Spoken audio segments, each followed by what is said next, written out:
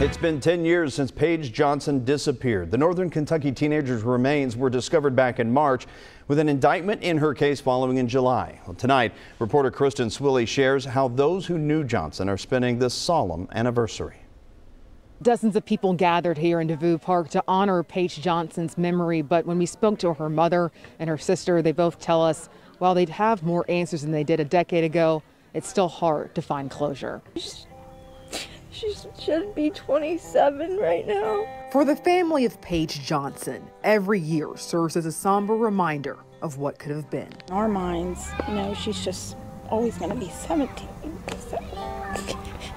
She's never going to get married or have any more kids. Frozen in time by the agony of losing the teenage girl, full of talent and potential. It physically hurts you from the inside out.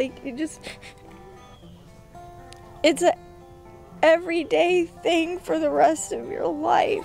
And for years, the family went without answers. My biggest fear was, dying without knowing. That was until that fateful day in March when the police came to Donna Johnson's door. When he called me and I opened the door and I seen him, I was just like, something just welled up in me. I knew she was found, and that feeling was so great.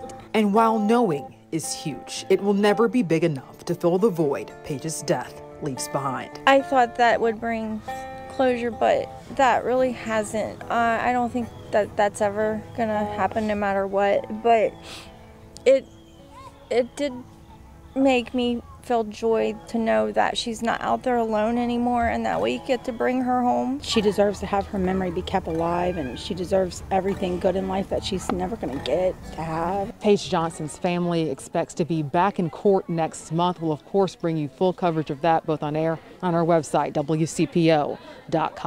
Reporting in Devou Park, Kristen Swilley, WCPO 9 News.